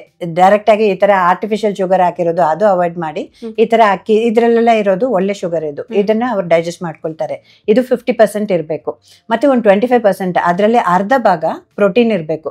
ಪ್ರೋಟೀನ್ ಯಾವ್ದ್ರಲ್ಲಿ ಇರುತ್ತೆ? ಬೇಳೆಗಳಲ್ಲಿ ಇರುತ್ತೆ. ವೆಜಿಟೇರಿಯನ್ ಆದ್ರೆ ಡೈಲಿ ಒಂದು ಬೇಳೆ, 1 ಕಪ್ ಬೇಳೆ ತಿನ್ಬೋದು.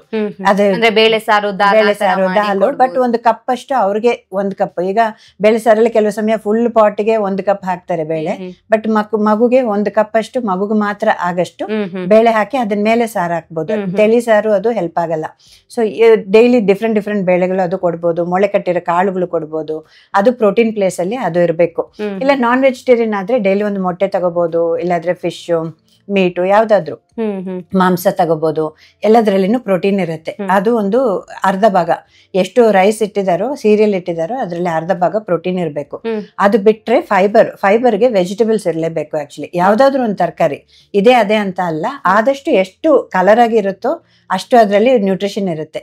ಅದರಿಂದ ಸ್ವಲ್ಪ ಸೊಪ್ಪಾದ್ರೂ ಇರ್ಲಿ, ಇಲ್ಲ ಕ್ಯಾರೆಟ್, ಬೀನ್ಸ್ ಯಾವ್ದು ಇಷ್ಟಪಡ್ತಾರೋ ಅದು. But daily at least 1 cup vegetable ಇರಬೇಕು. ಅದ್ರ ಜೊತೆ 1 ಹಣ್ಣು ಇರಬೇಕು. ಆಕ್ಚುಲಿ ಅದು ಯಾವ ಹಣ್ಣು ಇಷ್ಟನೋ ಅದು ಪರವಾಗಿಲ್ಲ. ಅದು ಹಣ್ಣು ಯಾವುದಕ್ಕೆ ಅಂದ್ರೆ ವಿಟಮಿನ್ಸ್ಗೆ. ಮತ್ತೆ ಟ್ರೇಸ್ ಎಲಿಮೆಂಟ್ಸ್, ಮಿನರಲ್ಸ್ ಅಂತೀವಿ, ಅದು ಇದ್ರಲ್ಲೆಲ್ಲ ಸಿಗೋದಿಲ್ಲ.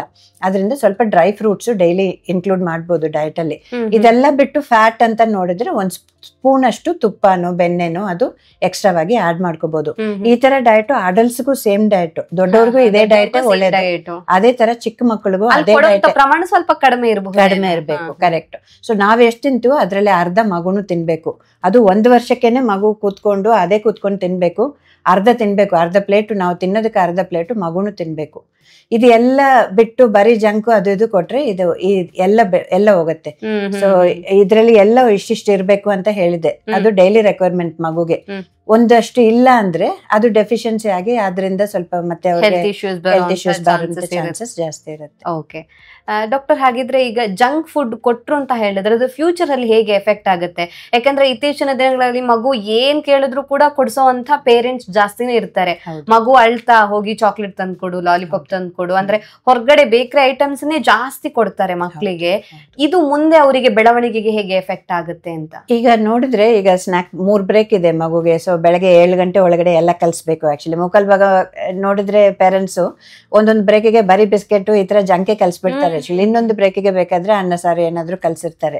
ಅದು ಏನಾಗುತ್ತೆ ಅಂದ್ರೆ ಈಗ ಇದೆಲ್ಲ ಹೈ ಶುಗರ್. ಆಕ್ಚುಲಿ ಅದ್ರಲ್ಲಿ ಬರೀ ಶುಗರ್ ಮಾತ್ರ ಅಲ್ಲ, ಮೈದಾ, ಎಲ್ಲ ಬೇಕರಿ ಐಟಮ್ಸ್ ಎಲ್ಲ ಮೈದಾ ಅಲ್ಲಿ ಮಾಡೋದು. ಮೈದಾ ಜಾಸ್ತಿ ತಿಂದ್ರೆ ಮಕ್ಕಳಿಗೆ ಕಾನ್ಸ್ಟಿಪೇಷನ್ ಆಗುತ್ತೆ. ಆಕ್ಚುಲಿ ಮೋಷನ್ ಸರಿಯಾಗಿ ಮಾಡೋದಿಲ್ಲ, ಅದರಿಂದ ಮತ್ತೆ ತೊಂದರೆ ಆಗುತ್ತೆ. ಆಕ್ಚುಲಿ ಅದಷ್ಟು ಡೈಜೆಸ್ಟ್ ಮಾಡೋದು ಇಲ್ಲ. ಅದು ಬಿಟ್ರೆ ಅದರಲ್ಲಿ ಈಗ ಅನ್ಸ್ಯಾಚುರೇಟೆಡ್ ಫ್ಯಾಟ್ಸ್ ಅಂತೀವಿ. ಈಗ ಫ್ಯಾಟ್ ಅಲ್ಲಿನೂ ಒಳ್ಳೆ ಫ್ಯಾಟ್ ಇದೆ, ಕೆಟ್ಟದು ಇದೆ. ಆತರ ಕೆಟ್ಟ ಫ್ಯಾಟ್ಸ್ ಈ ಜಂಕ್ಸ್ ಅಲ್ಲಿ, ಬೇಕರಿ ಐಟಮ್ಸ್ ಅಲ್ಲಿ ಜಾಸ್ತಿ ಇರುತ್ತೆ. ಪ್ಲಸ್ ಶುಗರ್ ಜಾಸ್ತಿ ಇರುತ್ತೆ. ಈ ಆರ್ಟಿಫಿಷಿಯಲ್ ಶುಗರ್ ಇದು ಏನಾಗುತ್ತೆ, ಅವ್ರಿಗೆ ಒಂಥರ ಕ್ರೇವಿಂಗ್ ಬರುತ್ತೆ. ಅದು ತಿನ್ಲೇಬೇಕು, ಅದು ಬೇಕೇ ಬೇಕು ಅನ್ನೋ ತರ, ಅದೇ ಬೇಕು ಅನ್ನೋ ತರ ಕ್ರೇವಿಂಗ್ಸ್ ಬರುತ್ತೆ. ಸೊ ಬರೀ ಇದೇ ತಿನ್ಬಿಟ್ರೆ ಮತ್ತೆ ಅವ್ರಿಗೆ ಊಟ ಮಾಡಕ್ಕೆ ಆಲ್ರೆಡಿ ಹಸಿವಾಗೋದಿಲ್ಲ. ಇದೆಲ್ಲ ತಿಂದು ಆಲ್ರೆಡಿ ಸ್ಯಾಟಿಸ್ಫೈ ಆಗ್ತಾರೆ, ಊಟ ಮಾಡಲ್ಲ. ಬಟ್ ನಾನು ಜಸ್ಟ್ ಈಗ ಹೇಳ್ದೆ ಡಯಟ್ ಅಲ್ಲಿ ಹೆಂಗೆ ಬ್ಯಾಲೆನ್ಸ್ ಇರಬೇಕು, ಸೀರಿಯಲ್ಸ್, ಪ್ರೋಟೀನ್ಸ್.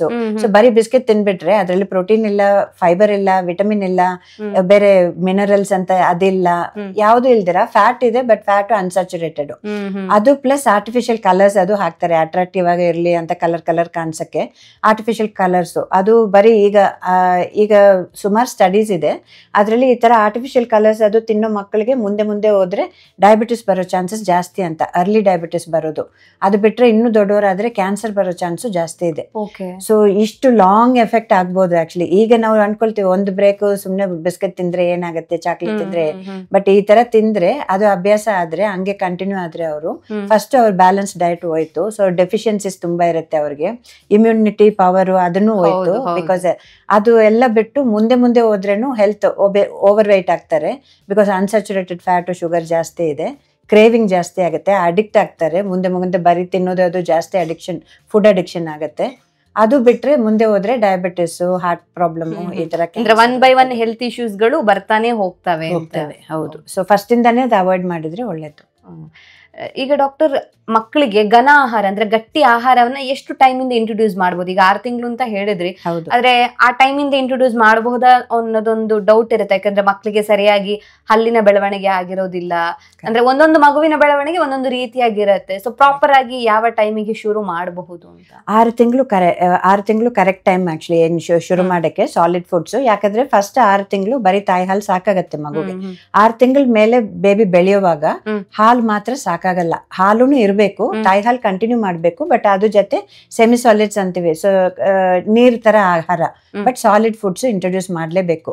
ನೀವು ಹೇಳಿದ ತರ ಹಲ್ಲು ಅದು ಇರೋದಿಲ್ಲ. ಅದರಿಂದ ಏನ್ ಮಾಡ್ಬೇಕು, ಎಲ್ಲಾನು ಸ್ವಲ್ಪ ಎಲ್ಲ ರುಬ್ಬಿ ಗ್ರೈಂಡ್ ಮಾಡಿ ಆ ತರ ಕೊಡ್ಬೇಕು. ಆಕ್ಚುಲಿ ಫುಲ್ ಸಾಫ್ಟ್ ಆಗಿ, ಸೆಮಿ ಸಾಫ್ಟ್ ಆಗಿ, ಜೆಲ್ಲಿ ತರ ಫಸ್ಟ್ ನೀರ್ ತರಾನೇ ಕೊಡ್ಬೋದು. ಸ್ವಲ್ಪ ನುಂಗಕ್ ಕಲ್ತ್ಕೊಂಡ್ಮೇಲೆ ಸ್ವಲ್ಪ ಗಟ್ಟಿ ಮಾಡ್ಕೊಂಡ್ ಬಂದು ಟೂತ್ ಪೇಸ್ಟ್ ಅಷ್ಟು ಕನ್ಸಿಸ್ಟೆನ್ಸಿಯಲ್ಲಿ ಕೊಡ್ಬೋದು. ಆಕ್ಚುಲಿ ತಿಂತಾರೆ ಅವರು, ಡೈರೆಕ್ಟ್ ಆಗಿ ನುಂಗ್ತಾರೆ 6 ತಿಂಗಳಿಂದ 9 ತಿಂಗಳಿಗೆ. 9 ತಿಂಗಳ ಆದ್ಮೇಲೆ ಆಗಿದ್ದು ನುಂಗ್ತಾರೆ. ಅದನ್ನ ನೋಡ್ಕೊಂಡು ಅವ್ರದ್ದು ಕ್ಯೂಸ್ ಅಂತ ಹೇಳ್ತೀವಿ. ಈಗ ಬೇಬಿ ಲೆಡ್ ವೀನಿಂಗ್ ಅದು ಇದು ಅಂತ ಫೇಮಸ್ ಆಗ್ತಾ ಇದೆ. ಅಂದ್ರೆ ಬೇಬಿನೇ ಯಾವಾಗ ತೋರಿಸ್ತಾ ಇದ್ದೋ ಇದು ಬೇಕು ಅದು ಬೇಕು ಅನ್ನೋ ಟೈಮಲ್ಲಿ ಇಂಟ್ರೊಡ್ಯೂಸ್ ಮಾಡಿ ಅಂತ. ಸೊ ಬೇಬಿನೂ ಇನ್ವಾಲ್ವ್ ಮಾಡ್ಬೇಕು. ಈಗ ಆತರ ನೀರಾಗಿದ್ರೆ ಸ್ವಲ್ಪ ಗಂಜಿ ತರ, ಈಗ ನಾವ್ ಏನ್ ತಿಂತೀವಿ ಬೆಳಗ್ಗೆ ಇಡ್ಲಿ ದೋಸೆ ಆತರ ತಿಂತೀವಿ, ಅದ್ರಲ್ಲಿ ಉಪ್ಪು ಖಾರ ಅದೆಲ್ಲ ಇರುತ್ತೆ. ಬಟ್ 6 ತಿಂಗಳಿಂದ 9 ತಿಂಗಳ ಮಕ್ಕಳಿಗೆ ಉಪ್ಪು ಹಾಕಬಾರ್ದು, ಖಾರ ಹಾಕಬಾರ್ದು, ಬೇರೆ ಸಕ್ಕರೆ ಅಂತದ್ದು ಇಂಟ್ರೊಡ್ಯೂಸ್ ಮಾಡಬಾರ್ದು, ಸ್ವೀಟ್ ಅದು ಇರಬಾರ್ದು. ಹಸುವಿನ ಹಾಲುನು 1 ವರ್ಷ ಮೇಲೆ ಇಂಟ್ರೊಡ್ಯೂಸ್ ಮಾಡಕ್ ಹೇಳ್ತೀವಿ, ಯಾಕಂದ್ರೆ ಅಲರ್ಜಿ ಅದೆಲ್ಲ ಕಮ್ಮಿ ಇರುತ್ತೆ ಹಸುವಿನ ಹಾಲು ಲೇಟ್ ಆಗಿ ಇಂಟ್ರೊಡ್ಯೂಸ್ ಮಾಡಿದ್ರೆ. ಸೊ ಅದು ಬಿಟ್ಟು ಮಿಕ್ಕಿದ ಎಲ್ಲ ಕೊಡ್ಬೋದು. ಸೊ ನಾರ್ಮಲ್ ಆಗಿ ಅದನ್ನೇ ನಾವು ಏನು ಇಡ್ಲಿ ದೋಸೆ ಮಾಡ್ಕೊಳ್ತೀವಿ ಅದನ್ನೇ ಅಕ್ಕಿ ಹಿಟ್ಟು, ರಾಗಿ ಹಿಟ್ಟು, ಗೋಧಿ ಹಿಟ್ಟು ಆತರ ತಗೊಂಡು ಗಂಜಿ ತರ ಮಾಡ್ಬಿಟ್ಟು ಸ್ವಲ್ಪ ತುಪ್ಪ ಹಾಕಿ ಬೆಳಗ್ಗೆ ತಿನ್ಸ್ಬೋದು. ಮಧ್ಯಾಹ್ನ ಆದ್ರೆ ಅದೇ ಅಕ್ಕಿ ಬೇಳೆ ತರಕಾರಿನ ಬಯಸ್ಬಿಟ್ಟು ಫುಲ್ಲು ಮತ್ತೆ ಅದನ್ನ ಗ್ರೈಂಡ್ ಮಾಡ್ಬಿಟ್ಟು ತುಪ್ಪ ಹಾಕಿ ಮಧ್ಯಾಹ್ನ ತಿನ್ಸ್ಬೋದು. ಅವಾಗ ಏನಾಗುತ್ತೆ, ಅಕ್ಕಿ ಬೇಳೆ ತರಕಾರಿ ಎಲ್ಲ ತಿಂದಾಗ ಇದು ಕಾರ್ಬೋಹೈಡ್ರೇಟ್, ಪ್ರೋಟೀನ್, ಫೈಬರ್ ಎಲ್ಲ ಆಲ್ರೆಡಿ ಇಂಟ್ರೊಡ್ಯೂಸ್ ಮಾಡ್ತಾ ಇದ್ದೀರಾ, ನೀರಾಗಿ ಇಂಟ್ರೊಡ್ಯೂಸ್ ಮಾಡ್ತಾ ಇದ್ದೀರಾ, ಆಮೇಲೆ ಸ್ವಲ್ಪ ಗಟ್ಟಿ ಮಾಡ್ಕೊಳ್ತೀರಾ ಅಷ್ಟೇ. ಸಂಜೆ ಆದ್ರೆ ಡೈಲಿ ಒಂದು ಫ್ರೂಟ್ ನ ಅವ್ರಿಗೆ ಸ್ನಾಕ್ ತರ ಕೊಡ್ಬೋದು. ಫಸ್ಟ್ ಇಂದಾನೆ ಫ್ರೂಟ್ ತಿನ್ನೋದನ್ನ ಅಭ್ಯಾಸ ಮಾಡ್ಬಿಟ್ರೆ ಅವ್ರ ಮುಂದೆ ನೀವು ಸ್ನಾಕ್ ಬ್ರೇಕ್ಗೆ ಫ್ರೂಟೇ ಕಲ್ಸ್ಬೋದು. ಆಕ್ಚುಲಿ ಯಾವ ಫ್ರೂಟ್ ಆದ್ರೂ ಪರವಾಗಿಲ್ಲ, ಫುಲ್ ಜ್ಯೂಸ್ ತರ ಕೊಡ್ಬೋದು ಅಥವಾ ಪೇಸ್ಟ್ ತರ ಇನಿಷಿಯಲಿ ಕೊಟ್ಟು ಆಮೇಲೆ ಸ್ವಲ್ಪ ಅವ್ರ ಅಗ್ಯಕ್ಕೆಲ್ಲ ಕಲ್ತ್ಕೊಂಡ್ಮೇಲೆ ಹಂಗಂಗೆ ಕೊಡ್ಬೋದು, ಪೀಸ್ ತರ ಮಾಡಿ ಡೈರೆಕ್ಟ್ ತಿನ್ಸ್ಬೋದು. ರಾತ್ರಿ ಆದ್ರೇನು ಇದನ್ನೇ ಕೊಟ್ರೆ 9 ತಿಂಗಳಲ್ಲಿ ಸ್ವಲ್ಪ ಹಲ್ಲೆಲ್ಲ ಬಂದು ಅಗಿಯಕ್ಕೆ ಕಲ್ತ್ಕೊಂಡ್ಮೇಲೆ ಮಗುಗೆ ಬೆಳಗ್ಗೆ ಅದನ್ನ ಹಂಗೆ ಇಡ್ಲಿ ದೋಸೆ ಚಪಾತಿ ಆ ಥರ ಇಂಟ್ರೊಡ್ಯೂಸ್ ಮಾಡ್ಬೋದು. ಹಂಗೆ ಅವ್ರಿಗೆ ತಿನ್ನಕ್ಕಾಗಲ್ಲ, ಸ್ವಲ್ಪ ಅದನ್ನ ಸೋಕ್ ಮಾಡಿದ್ರೆ ಸ್ವಲ್ಪ ನೀರ್ ಹಾಕಿ ಅಥವಾ ಸ್ವಲ್ಪ ಅದ್ರಲ್ಲಿ ಸ್ವಲ್ಪ ಹೊತ್ತು ಬಿಟ್ರೆ ಮೆತ್ತಗಾಗತ್ತೆ.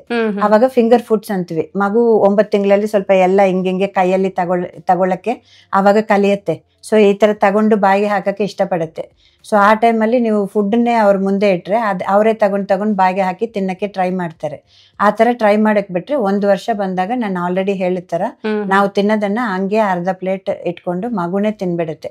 ಮುಂದೆನೂ ಹೆಲ್ಪ್ ಆಗುತ್ತೆ. ಬಿಕಾಸ್ ಬೇಬಿ ಮುಂದೆ ಅದು ಸ್ಕೂಲ್ಗೆ ಹೋದ್ರೆ ಯಾರು ತಿನ್ಸೋ ಅವಶ್ಯಕತೆ ಇಲ್ಲ, ಡಿಪೆಂಡ್ ಆಗೋ ಅವಶ್ಯಕತೆ ಇರೋದಿಲ್ಲ. ಈಗ ಎಲ್ಲ ಕೆಲ್ಸಕ್ಕೆ ಹೋದ್ರೇನು ಮಗುಗೆ ಹಾಕಿ ಕೊಟ್ಬಿಟ್ರೆ ಮಗುನೇ ತಿನ್ಬಿಟ್ಟು ಹೋಗುತ್ತೆ.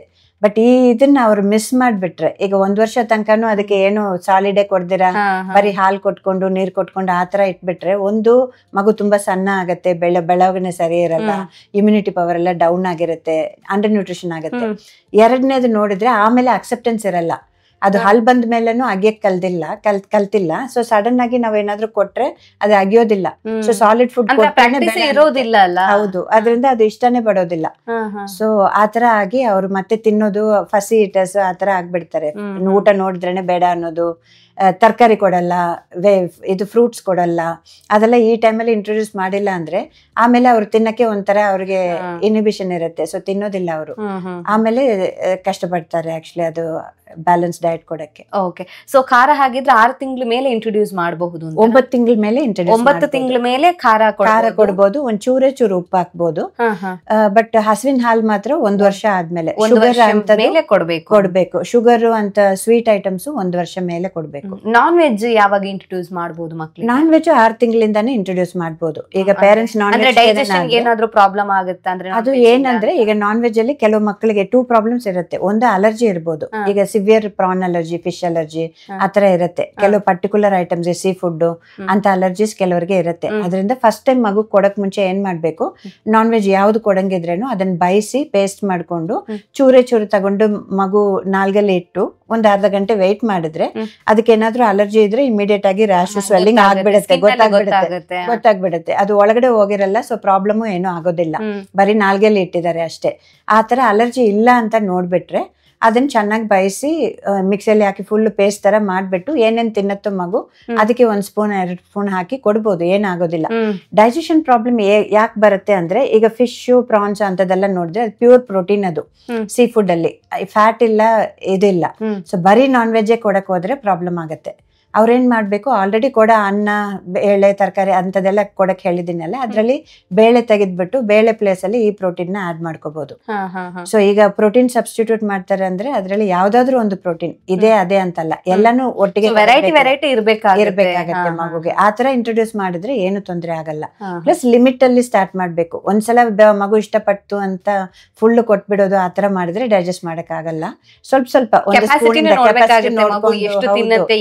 ಏನ್ ಡೈಜೆಸ್ಟ್ ಮಾಡ್ಕೊಳ್ಳುತ್ತೆ ಅಂತ. ಸೊ 1 ಸ್ಪೂನ್ 2 ಸ್ಪೂನ್ ಸ್ಟಾರ್ಟ್ ಮಾಡಿ ಸ್ಲೋ ಆಗಿ ಇನ್ಕ್ರೀಸ್ ಮಾಡ್ಕೊಂಡು ಹೋಗ್ಬೋದು. ಸೊ ಒಟ್ಟಾರೆಯಾಗಿ ಹೇಳ್ಬೇಕು ಅಂತ ಹೇಳಿದ್ರೆ ಮಕ್ಕಳಿಗೆ ಹಣ್ಣು, ತರಕಾರಿ, ಕಾಳುಗಳು, ಸೊ ಓವರ್ ಆಲ್ ಪೋಷಕಾಂಶ ಇರುವಂತ ಆಹಾರವನ್ನ ಕೊಡ್ಬೇಕಾಗುತ್ತೆ. ಯಾಕಂದ್ರೆ ಇವಾಗ ಹೆಚ್ಚಿನ ಜನರಲ್ಲಿ ಏನಾಗುತ್ತೆ ಅಂದ್ರೆ, ಈಗ ಪೇರೆಂಟ್ಸ್ ಏನ್ ಮಾಡ್ತಾರೆ, ಬೆಳಗ್ಗೆ ಲೇಟ್ ಆಯ್ತು ಅಂತ ಬಾಕ್ಸಿಗೆ ಬಿಸ್ಕೆಟ್ ಹಾಕೊಡ್ತಾರೆ, ಅಥವಾ ಏನು ರೆಡಿಮೇಡ್ ಫುಡ್ ಇರುತ್ತೆ ಅದನ್ನ ಹಾಕೊಡ್ತಾರೆ. ಮಗು ಏನೋ ಒಂದ್ ತಿನ್ಬೇಕು ಮಗು ಬ್ರೇಕ್ ಅಲ್ಲಿ ಅನ್ನೋಂಥದ್ದು. ಸೊ ಆ ರೀತಿ ಮಾಡದೆ ಮನೆಯಲ್ಲೇ ಪ್ರಿಪೇರ್ ಮಾಡಿರುವಂತ ಫುಡ್ ಅನ್ನ ಅಥವಾ ಈಕ್ವಲ್ ಆಗಿ ಎಲ್ಲಾ ನ್ಯೂಟ್ರಿಷನ್ ಇರುವಂತದನ್ನ ಕೊಡೋದು ತುಂಬಾನೇ ಇಂಪಾರ್ಟೆಂಟ್ ಆಗಿರುತ್ತೆ. Thank you so much ma'am. ನಮ್ಮ ಇವತ್ತಿನ ಕಾರ್ಯಕ್ರಮದಲ್ಲಿ ಮಕ್ಕಳ ಆರೋಗ್ಯವನ್ನ ಯಾವ ರೀತಿಯಾಗಿ ನೋಡ್ಕೊಳ್ಬೇಕು, ಮಕ್ಕಳಿಗೆ ಆಹಾರ ಕೊಡೋದು ಎಷ್ಟು ಮುಖ್ಯನೋ ಮಕ್ಕಳ ಮಾನಸಿಕ ಬೆಳವಣಿಗೆಯನ್ನ ನೋಡ್ಕೊಳ್ಳುವಂಥದ್ದು ಅಷ್ಟೇ ಮುಖ್ಯ. ಮಕ್ಕಳಿಗೆ ಸರಿಯಾಗಿ ಟೈಮ್ ಕೊಡಬೇಕು. ಮಕ್ಕಳ ಓವರ್ ಆಲ್ ಡೆವಲಪ್ಮೆಂಟ್ ಅಂದ್ರೆ ಮೆಂಟಲ್ ವೆಲ್ ಬೀಯಿಂಗ್ ಹಾಗೇನೆ ಫಿಸಿಕಲ್ ವೆಲ್ ಬೀಯಿಂಗ್ ಎರಡನ್ನ ಕೂಡ ನಾವು ಆಸ್ ಅ ಪೇರೆಂಟ್ ಆಗಿ ನೋಡ್ಬೇಕಾಗತ್ತೆ ಅನ್ನೋದನ್ನ ತಿಳಿಸ್ಕೊಟ್ಟಿದ್ದಾರೆ. Thank you so much. Thank you. ನಮ್ಮ ಇವತ್ತಿನ ಕಾರ್ಯಕ್ರಮದಲ್ಲಿ ಮಕ್ಕಳ ಆರೋಗ್ಯದ ಬಗ್ಗೆ ಹೆಚ್ಚಿನ ಮಾಹಿತಿಯನ್ನ ಡಾಕ್ಟರ್ ನಮಗೆ ಇವತ್ತು ತಿಳಿಸ್ಕೊಟ್ಟಿದ್ದಾರೆ. ಆರೋಗ್ಯಕ್ಕೆ ಸಂಬಂಧಿಸಿದಂತ ಹೆಚ್ಚಿನ ವಿಡಿಯೋಗಳನ್ನ ನಮ್ಮ ವಿಜಯ್ ಕರ್ನಾಟಕ ಹೆಲ್ತ್ ಪೇಜ್ ನಲ್ಲಿ ನೀವು ನೋಡಬಹುದು.